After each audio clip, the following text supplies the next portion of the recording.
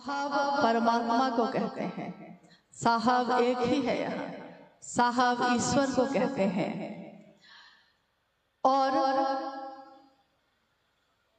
उसके उत्तर में उन्होंने जो कहा, उससे पहले भी ये बात लोगों ने उस दिन सुनी है जरूर, लेकिन हम लोगों ने उनके मुंह से ये उत्तर जब मां नीलमानंद शरीर में थी 2003 में, उसी समय एक भजन वो गुनगुना रही थी। आपने शायद सुना होगा उस भजन को। आप लोग को भूख तो नहीं लगी है ना? लगी तो होगी तो थोड़ी देर बात कर सकते हैं ना हम लोग। संगोष्ठी है, बड़ा मुश्किल से सबको इकट्ठे हुए हैं, और जब बात निकली है तो थोड़ी दूर तक तो जाएगी। तो मां नीलमानंद गा रही थी, उन्हीं के द्वारा लिखित ये भजन था। साहेब यो अहाँ छी परम दयालु, अहाँ छी परम दयालु, ये साहेब अहाँ छी परम दयालु। तीन सूत्र अहीं के करै छी, अहीं के करै छी नमन, अहीं के करै छी चर्चा, अहीं से मांगै छी दया। इस भजन का ये वाक्य था, वो गा रही थी। हम लोग भी उनके पास बैठे थे, उनके साथ साथ गा रहे थे। उसी समय साहब अपने कार्यालय से, ये रांची की घटना है, उस समय साहब रांची में थे। उसी समय साहब अपने कार्यालय से आए तो उन्होंने गाते हुए सुन लिया, तो वो हंसने लगे और खड़े हो गए। बोला उन्होंने कि नीलम जानती है, साहब तो एक ही है, साहब तो महादेव है। और जब वो भोजन करके फिर कार्यालय चले गए दोपहर का, मां नीलमानंद जी ने कहा उस समय कि मुझको महादेव में और इनमें कोई अंतर नहीं लगता, क्योंकि जिसने शिव का भाव जगा दिया मेरे अंदर, मेरे लिए वो उससे कम भी नहीं। लेकिन जो ये कहते हैं करना वो है, जो ये चाहते हैं करना वो है। तो ये उत्तर तो साहब ने 2003 में ही हम लोग को दे दिया था। इसलिए हम लोग को कोई भ्रम नहीं है, और लोगों को भ्रम हो सकता है। तो साहब का मतलब यही होता है, शिव होता है। और साहब को प्रथम शिव से क्यों कहा जाता है? देखिए, इसके लिए थोड़ा समझना होगा कि आदि गुरु शिव। तो जब कोई आदि गुरु होगा तो आदि शिष्या भी होगी। जब कोई प्रथम गुरु होगा, पहला गुरु, तो उस समय उनका कोई शिष्य भी हुआ होगा, क्योंकि गुरु परंपरा चली है तो शिष्य परंपरा होगी। गुरु बिना शिष्य के चल ही नहीं सकता है, शिष्य बिना गुरु के शिष्य बन ही नहीं सकता है। तो आदि गुरु शिव की पहली शिष्या, प्रथम शिष्या मां भवानी स्वयं है। ये शिव पे आधारित तंत्र साहित्य में लिखा है कि मां भवानी प्रथम शिष्या है शिव की। मां भवानी कौन है? शिव की शक्ति। और आप गौर कीजिएगा, मैंने भी जब प्रणाम किया है तो कहा है, आप सुनते शायद नहीं हैं या समझते नहीं हैं। हम लोग हमेशा ये कहते हैं, इस कालखंड के प्रथम शिव के शिष्य। इस कालखंड के यानी जो काल चल रहा है, अभी कलयुग जो चल रहा है, इस खंड में पहला शिव का शिष्य जो है उसको हम नमन कर रहे हैं। और उन्होंने उसके बाद पहले चिट्ठी मां नीलमानंद जी को लिखी थी, जिसमें लिखा था कि नीलम, मैंने शिव को अपना गुरु बना लिया है, तुम भी बना लो। मां नीलमानंद जी ने भी शिव को अपना गुरु बना लिया। उसके बाद शिव शिष्यता बढ़ती चली गई। तो प्रथम शिष्या तो स्वयं मां भवानी है। इस कालखंड के प्रथम शिष्य साहब हरिंद्रानंद जी हैं। यानी शिष्यों की श्रृंखला है, जिसमें ये जो काल चल रहा है और जो महादेव का संदेश आया, जो आज भी कागज पे लिखा है, उपवन में सुरक्षित रखा गया है। उपवन जहाँ साहब का शरीर का अंतिम समय गुजरा है, और जहाँ उस ऊर्जा का अनुभव आज भी हमारे आपके जैसे सभी शिव शिष्य करते हैं। तो जो ऊर्जा जहाँ है सो है, जो शाश्वत सत्य है सो है। किसी को सही लगे कि गलत लगे, लेकिन जहाँ सत्य है, सत्य तो सत्य होता है, उसकी अपनी चमक है, उसका अपना एहसास है तो है। तो वहां ये जो लिखा हुआ है अभी भी रखा है, जिसमें महादेव का संदेश जब आया था उसमें एक पंक्ति थी कि हरिंद्र की बताई विधा ही मनवंतरों तक के लिए पर्याप्त है।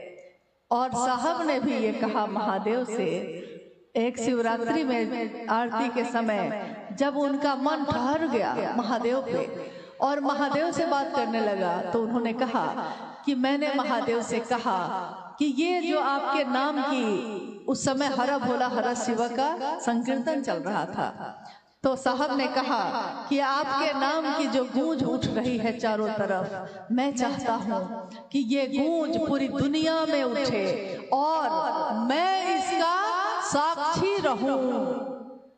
शरीर खत्म होता है लेकिन जो साधु है उसकी बात खत्म नहीं होती, उसकी ऊर्जा खत्म नहीं होती। तो उस दिन जो उन्होंने कहा है कि गूंज उठे और मैं साक्षी रहूं, तो मैं हूं या आप हो या कोई हो, अगर शिव की बात करता है, कोई भी शिव को अपना गुरु मानता है और उसकी घोषणा होती है, तो हम सबको ये समझना चाहिए कि साहब शिव से हरिंदानंद जी स्वयं साक्षी हैं इस बात के। कोई देखे ना देखे लेकिन वो तो देख रहे हैं हम आप क्या कर रहे हैं। तू जहां भी है मेरी निगाह में है, हम जहां भी रहेंगे उनकी निगाह में है। हम दूसरों से मुक्त हो सकते हैं लेकिन उनके कहे अनुसार ना कर पाए अगर, तो इस अपराध की सजा पाने से उनसे मुक्त नहीं हो सकते। इसलिए किसी का भय ना हो, भय नहीं, प्रेम है, ये प्रेम बस ही सही जो उन्होंने कहा है उसके अनुसार करने की कोशिश करिएगा। यह चिट्ठी बहुत लंबी है लेकिन इस सारी जिज्ञासाओं में घूम फिर के एक ही बात है कि साधु मरते नहीं हैं, साहब स्वयं शिव हैं, लेकिन उनके फोटो पर माला क्यों पहनाते हैं। तो क्या किया जाए, उनकी तस्वीर को फेंक दिया जाए ताकि दूसरे लोग अपनी तस्वीर लगा लें। हम शिव के शिष्य और हम सब क्या, हमारे बाद आने वाली पीढ़ी भी तस्वीर तो एक ही लगेगी और साहब और दीदी की लगेगी और किसी की नहीं लगेगी। ये हम होने ना देंगे क्योंकि उन्होंने हमको शिव से मिलवाया है और किसी ने नहीं मिलवाया। तो हमारा मन क्या इतना भी कृतज्ञ नहीं होता है कि उनकी तस्वीर से भी दिक्कत होने लगी। हाँ, आप कह सकते हैं कि साहब ने कभी नहीं कहा कि मेरी तस्वीर लगाओ या दीदी की तस्वीर लगाओ, लेकिन इसके पीछे की कहानी आपको मालूम नहीं। साहब के शरीर में रहते हुए जब माँ शिवलिंग हुई 2005 में, माँ नीलम शिवलिंग हुई, कुछ लोगों ने जगह जगह कहना शुरू कर दिया कि नीलम दीदी की ताकत हम ही को मिल गई। कोई ये कहता, कोई ये कहता, यहाँ तक कि कुछ लोगों ने तो अपनी तस्वीर छपवा के बांटनी भी उस समय शुरू कर दी थी जब साहब शरीर में थे, उनकी आंखों के सामने इस तरह की बातें शुरू हुई। फिर भी साहब तैयार नहीं हुए, लेकिन बाद में उन्होंने कहा कि ठीक है, महादेव की तस्वीर तो लगेगी, इसलिए कि कोई शिव को गुरु बनाएगा तो वो प्रारंभिक अवस्था में जो शिव की साकार स्थिति है उसको समझ में आता है कि ये शिव की बात हो रही है, यही गुरु है, इनकी बात हो रही है। लेकिन गुरु से तो अंतर होना ही पड़ता है। उस शरीरधारी गुरु भी होगा तो अंदर से मिलना पड़ेगा उससे। जीवन में भी हुई, उन्होंने कुछ किताबों में लिखा भी और उसके बाद ये लिखा कि ये घटनाएं जो मेरे जीवन की है, आपको पढ़ने में हो सकता है अविश्वसनीय लगेंगी, आपको लगेगा कि विश्वास नहीं हो रहा है, ऐसा कैसे हुआ होगा, विश्वास नहीं होता है, लेकिन ये मेरा अनुभूत सत्य है। आपके टीवी में महादेव नहीं आते हैं तो मैं क्या करूं, मेरे टीवी में तो महादेव आते हैं। तो मेरे साथ तो महादेव की, साहब दीदी की अनुभूति हर पल घटती है। अब आपके साथ घटती है कि नहीं, ये आपका जुड़ाव है। शिव से जैसा जुड़ाव जिसने किया उसकी अनुभूति, साहब दीदी को जिसने अपना माना उसकी अनुभूति, सबकी अपनी अपनी है। इसमें किसी को जबरदस्ती नहीं की जाती, आग्रह किया जाता है। शिव के शिष्यता झुकने की विधा है, मखमल जैसा मुलायम होने की विधा है, ये मन के पिघलने की विधा है। मन पिघलता है, घुल जाता है अपने महादेव के लिए। जितना हम इसमें समय लगाते हैं ये सोचने में, दूसरों की समीक्षा करने में, वैसा क्यों होगा, ऐसा क्यों होगा, उतना अगर हम सकारात्मक हो जाएं, सकारात्मक होकर उस काम को करने में अपना योगदान दें, तो वो काम कितना सुंदर हो सकता है। और मुझको नहीं लगता कि आप में से किसी को इस काम में शामिल होने में दिक्कत है। क्या दिक्कत है किसी को? जितना भर होगा, महादेव का काम निर्बल सामर्थ्य के लोगों ने किया है। यहाँ बड़े बड़े लोग नहीं आए थे महादेव की व्याप्ति करने। जिसके पास खाने को नहीं, जिसके पास झोपड़ी है रहने को नहीं, उसने महादेव का काम किया। तब आज महादेव के काम का ये विस्तार है। वो वैसे लोग नहीं थे जिनकी चकाचौंध थी इस धरती पे, नहीं थी। अंधेरे में गुम, मानसिक और शारीरिक और आर्थिक हर तरीके से अंधेरे में गुम लोगों ने महादेव को अपना गुरु माना। और महादेव की बात की ऐसी रोशनी फैली है आज कि बल्ब नहीं जलता है, लेकिन सारा जहां रोशन है, सबके दिल रोशन है। तो आइए हम सब मिलकर उस रास्ते पे चलें। जितना भर आपका सामर्थ्य है, आप अपनी सहभागिता दीजिए। जितना मेरा है, हम चले। आप 2 घर जा सकते हैं, आप 2 घर जाइए। हम 2 राज्य जा सकते हैं, हम 2 राज्य जाएंगे। जितना जिसका जितनी इच्छा, बस जिसके पास जितना सामर्थ्य है। एक जिज्ञासा है, शिव गुरु चर्चा के दौरान क्या भजन कीर्तन जरूरी है? लोग क्षेत्रों में भजन कीर्तन के माध्यम से गुरु भाई बहनों से पैसा लेते हैं। शिव गुरु का चर्चा का आयोजन कर पैसा लेते हैं। क्या ये सही है? इसको और सही नहीं है तो इसको कैसे रोका जाए?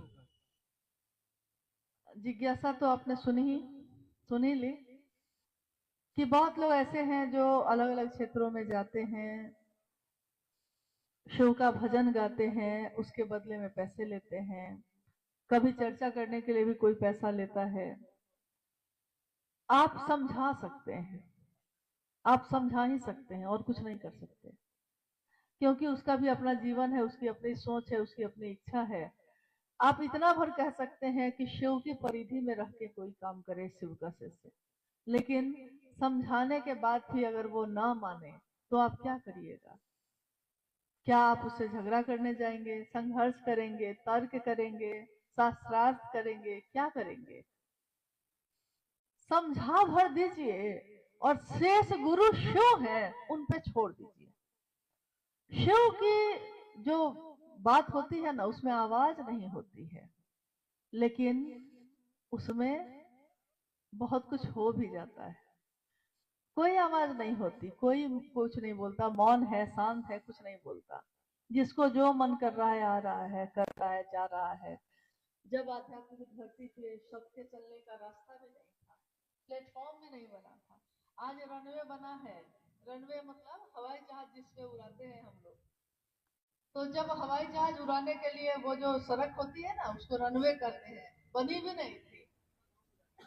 तब कोई बनाने के लिए तो नहीं आया था। तो बनाने में तो साहब दीदी ने अपने जीवन का, अपने मन प्राण को लगा दिया और आज रनवे बन गया है।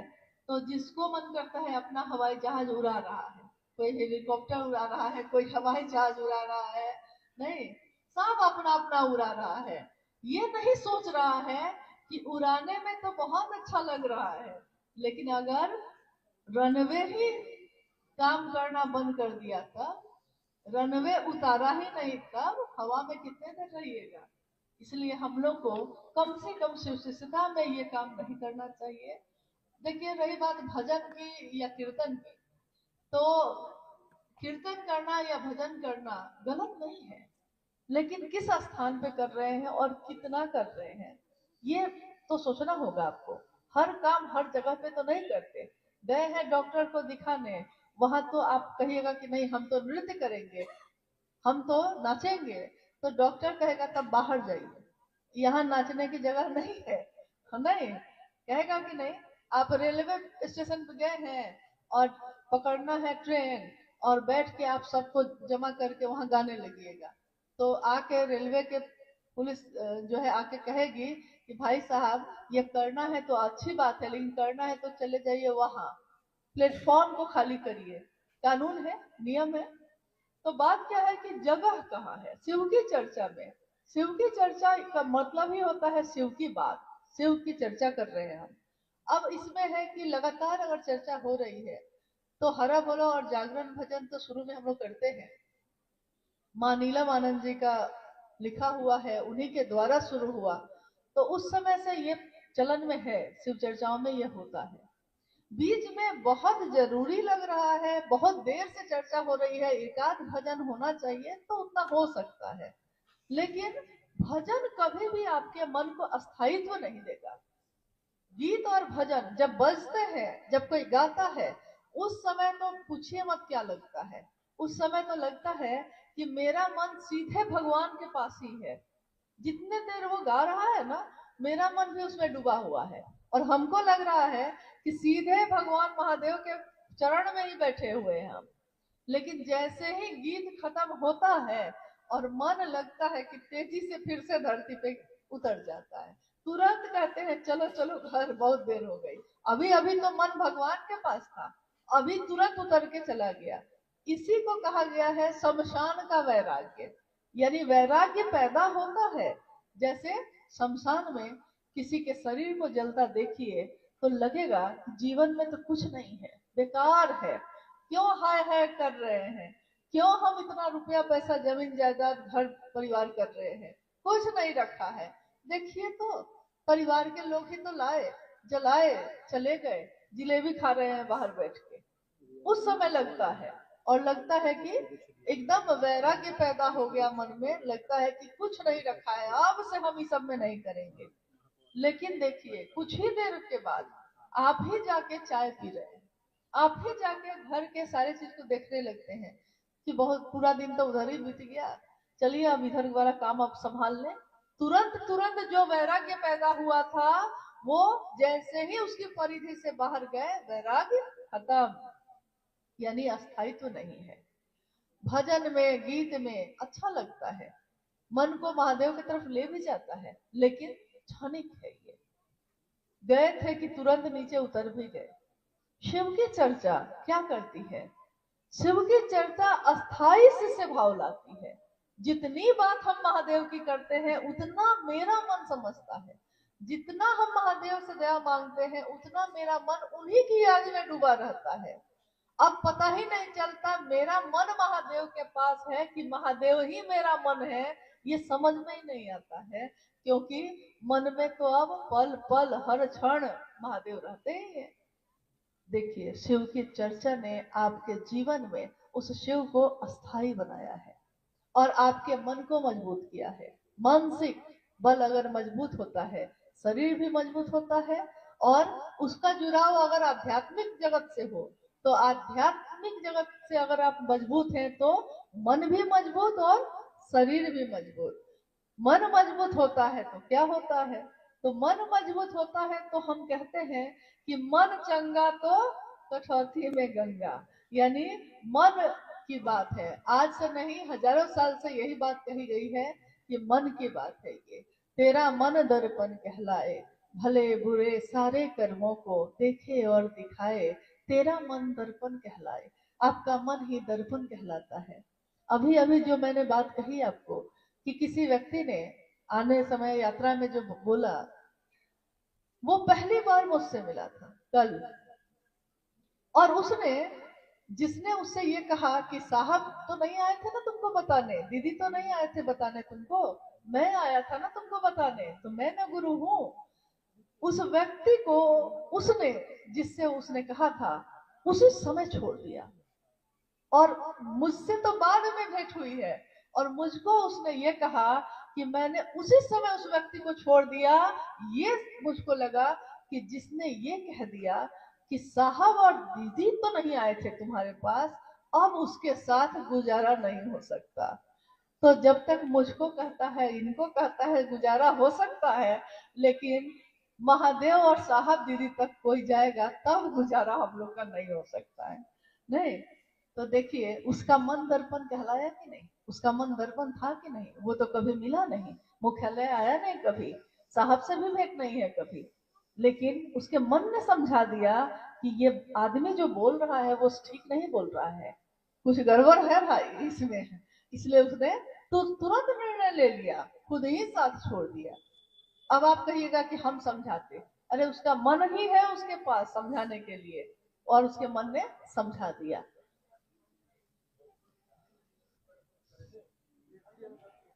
एक अंतिम जिज्ञासा, साहब बोल रहे हैं कि गरीब से गरीब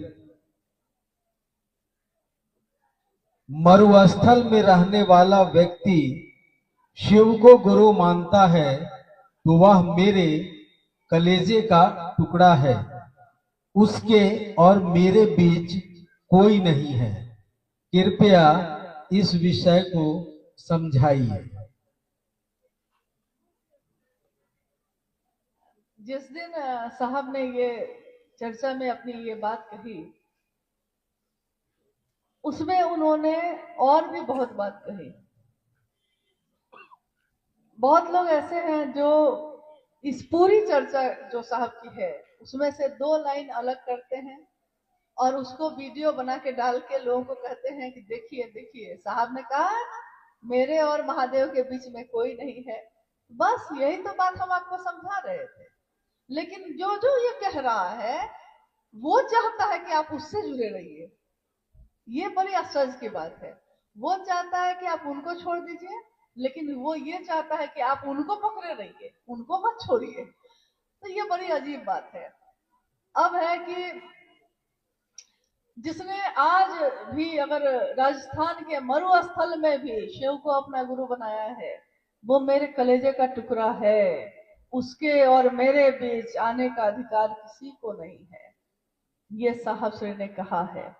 और ये उन्होंने जो कहा है, उनका कहने का मतलब भी यही है कि बिल्कुल सही बात है। साहब के इस संदेश में और शिव की तरफ चलने में किसी भी व्यक्ति के बीच में किसी को भी नहीं आना चाहिए। जब भी आपको लगे कि आपके कारण कोई दूसरा महादेव की तरफ चलने से रुक रहा है, हम उसको रास्ता देंगे ना, हम लोग अलग होंगे, आप रास्ता है बढ़िए, क्या दिक्कत है, सबको तो वहीं जाना है, क्या दिक्कत है, हम जोड़ ही लेंगे तो क्या होगा। लेकिन उसमें उन्होंने और बातें कही।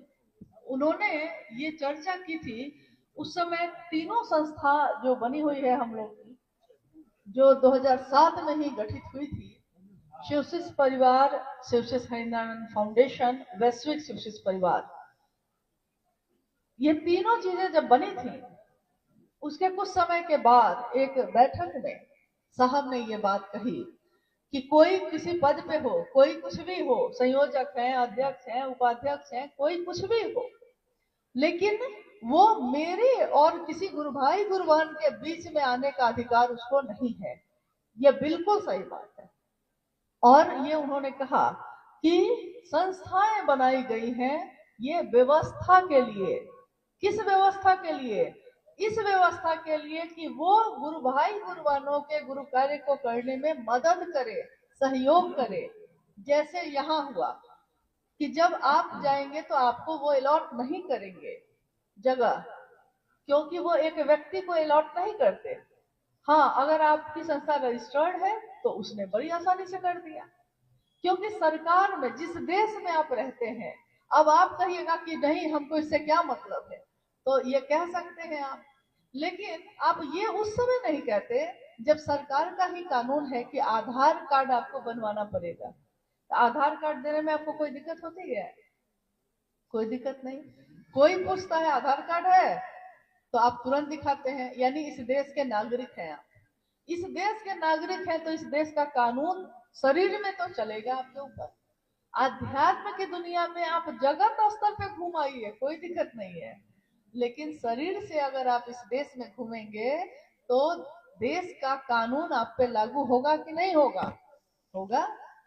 ये है व्यवस्था।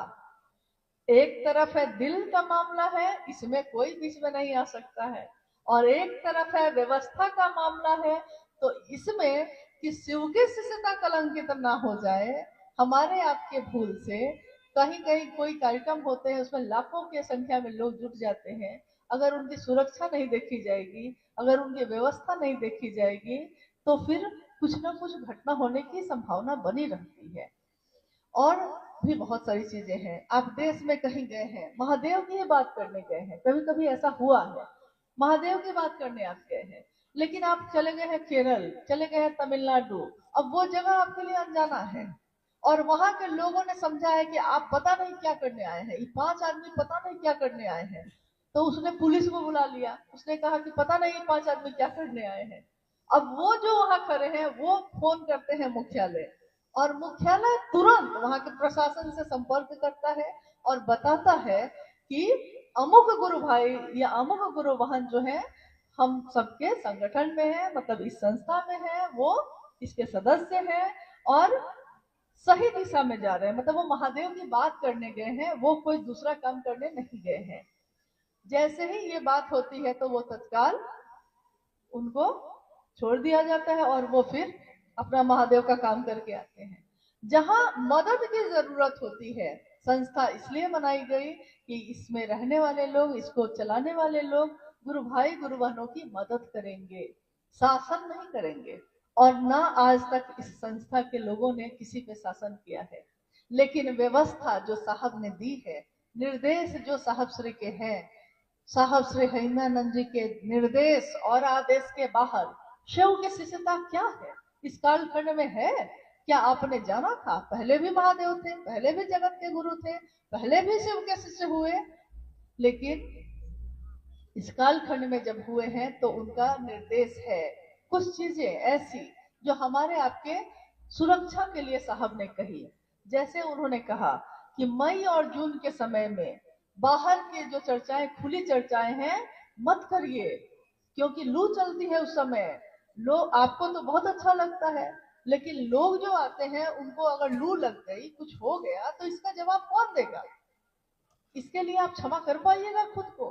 तो साहब ने कहा कि लू चलती हो तो घरेलू चर्चाएं चलाइए, व्यक्ति व्यक्ति से जुड़ाव करिए, बड़े कार्यक्रम मत करिए। उन्होंने कहा कि पहले कम लोग थे, घर में रहते थे, तो रात में भी चर्चा होती थी। फिर उन्होंने कहा कि संख्या अब बहुत ज्यादा बढ़ गई है और गुरु बहनों की उपस्थिति बहुत ज्यादा होती है उसमें।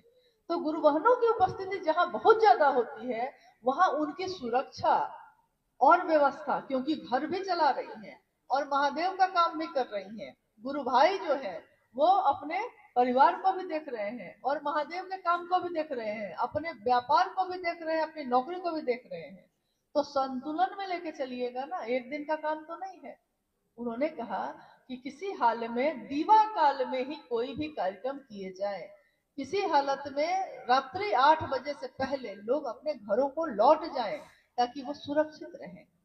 अब आप कहिएगा कि हम इस बात को नहीं मानेंगे, तो ये संस्थागत ऐसे निर्देश हैं जो साहब श्री के द्वारा जारी किए गए। इसमें मेरी सुरक्षा है, आपकी सुरक्षा है, आपकी सुरक्षा कौन चाहेगा ये बताइए? आप सुरक्षित रहिए, ये कौन चाहता है? जो आपका अपना होता है। दूसरों को कोई मतलब नहीं कि आप 12 बजे रात में घूम रही हैं, किसी को कोई मतलब नहीं रहेगा, लेकिन जो आपका होगा, अगर वो गुजर रहा हो तो वो उसी समय रुक के कहेगा कि दीदी आप यहाँ क्या कर रही हैं, आसपास माहौल ठीक नहीं है, चलिए चलिए घर पहुंचाते हैं। अपना है वो, आपकी परवाह कर रहा है। शिव की शिष्यता में साहब से अपना कौन है हमारा आपका? उनके निर्देश को मानने में हमको आपको क्या दिक्कत? उन्होंने यही कहा, कोई आयोजन करते हैं तो लोगों से आप सहयोग लेते हैं, उसका आय व्यय का हिसाब कर लीजिए, इससे पारदर्शिता बनी रहती है, इससे लोगों का विश्वास आप पे टिका रहता है।